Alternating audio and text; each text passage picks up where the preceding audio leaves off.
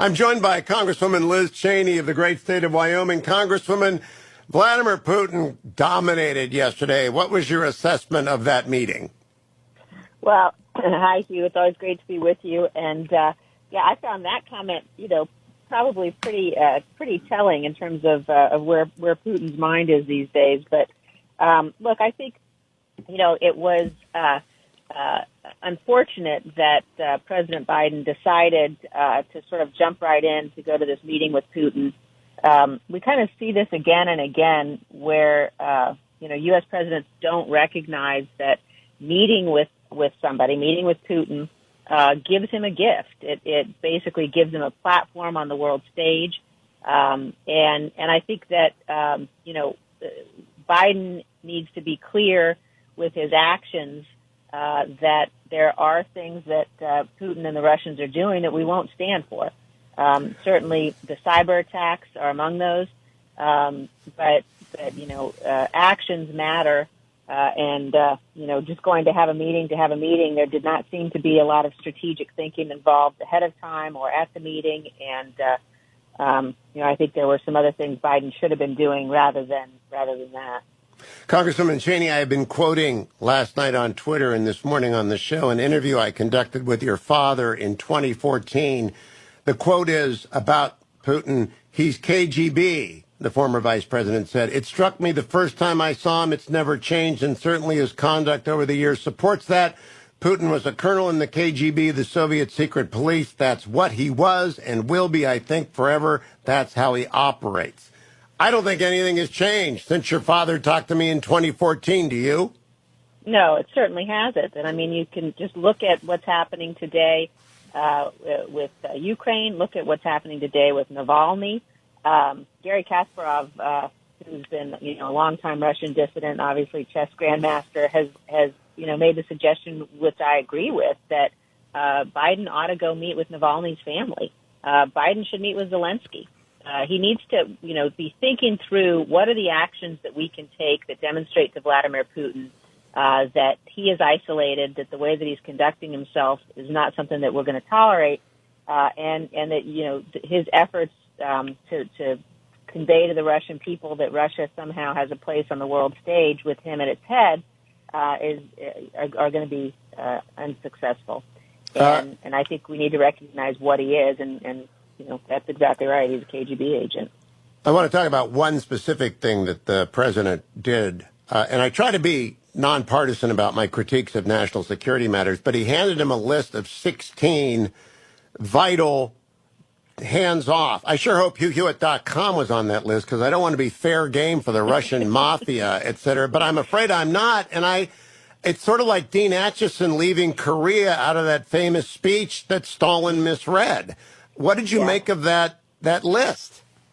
Yeah, I saw the news coverage of that, and I think it's a mistake. I think it is basically sending a message of, as long as you don't hit these people or hit these entities on this list, then, you're not going to have a response from us. And I think it's much, much more effective for us to be very clear that there will be a response, that we do have the capability to conduct offensive cyber operations, that we're doing it, that we're not going to alert you that we're doing it, but that, this is it's a new era, a new kind of warfare, and if you're going to engage in it against us, you had better be prepared for the fact that, we may well preemptively engage in those kinds of activities against you. But I think if you look at the whole list, the fact that Biden lifted sanctions on Nord Stream, the fact that he extended New START for 5 years, really actions matter, and it doesn't matter nearly so much what Biden says to Putin privately or publicly. It's how he conducts himself, what he does, and so far the record is not one that I think will give Putin the concept that we're operating from a position of strength. Congresswoman Cheney, I'm asking everyone who might be running for president in 2024, and I think that includes you. Have you ruled out running for president in 2024? I don't have any announcement to make, Hugh, but I haven't ruled anything in or out, certainly. All right. So I'm asking everyone with that answer this. Have you been to Taiwan? Do you plan on going to Taiwan? And do we need to abandon the policy of strategic ambiguity vis-a-vis Taiwan? I've not been to Taiwan. I would very much like to go.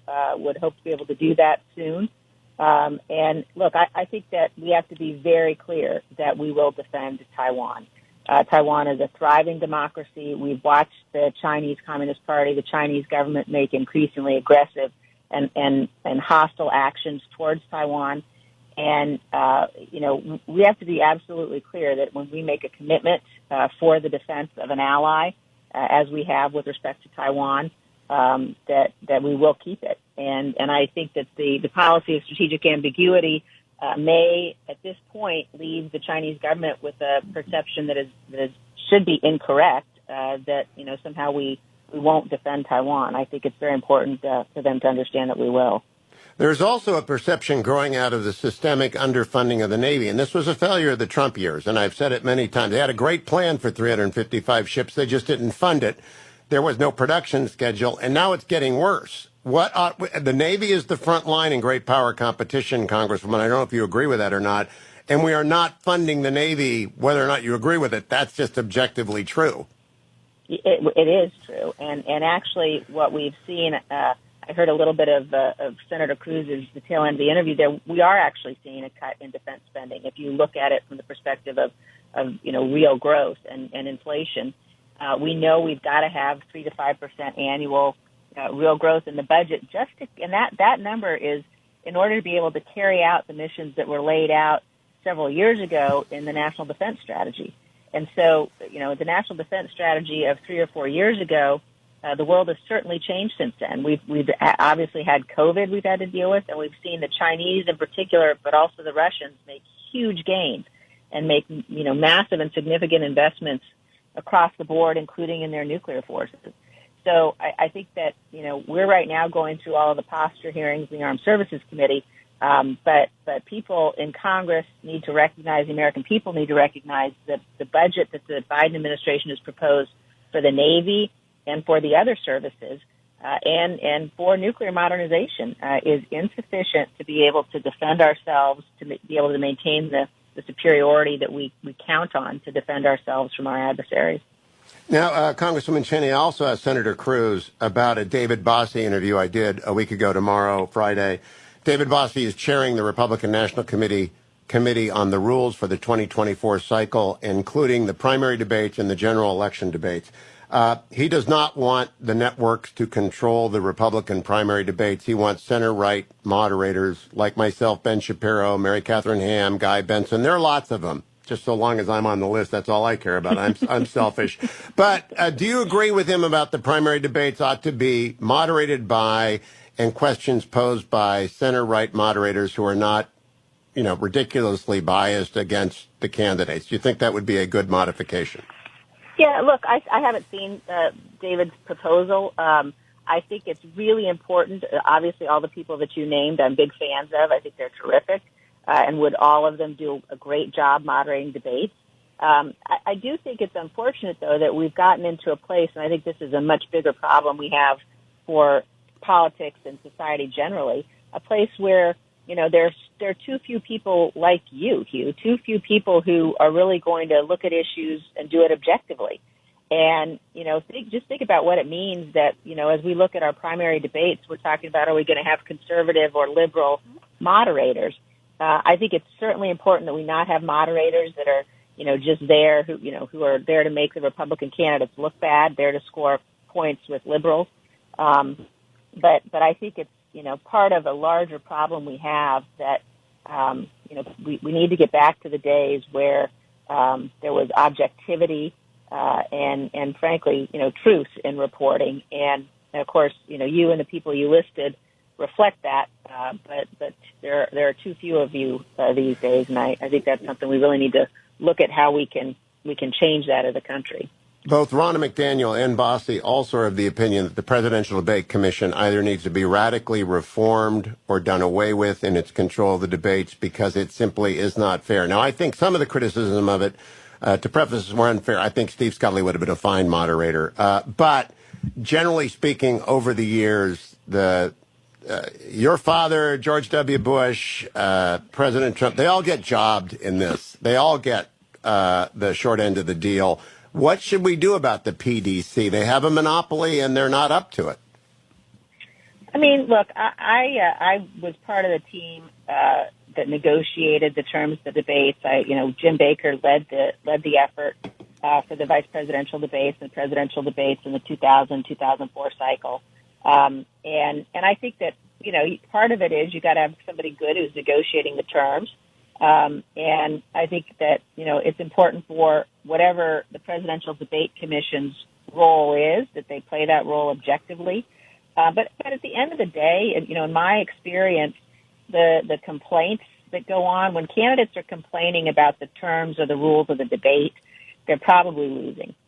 Ultimately, the American people want the candidates to be able to stand up on the stage, explain why they are running for whatever office it is, and lay out their vision and their view for the future. And I sort of think a lot of this other stuff is background noise. The very best debate in that whole sequence was between then Senator Lieberman and your father in the first vice presidential debate, the only vice presidential debate in 2000. It was the best debate in the last 20 years, and it was one moderator, and I don't remember who it is, probably McNeil. It was Bernie Shaw. Okay, there you go. I don't remember that. That's the way it should be. Exactly. Yeah, because one of the reasons that was such a good debate was because he let them talk. And so they went back and forth. It was a conversation. They really did lay out their views of the world. And that's how debates ought to be. It shouldn't be the moderators trying to score points and get attention. I think that serves the American people best. 100% agree. Congresswoman Liz Cheney, thank you for joining me. Keep coming back. I appreciate the time.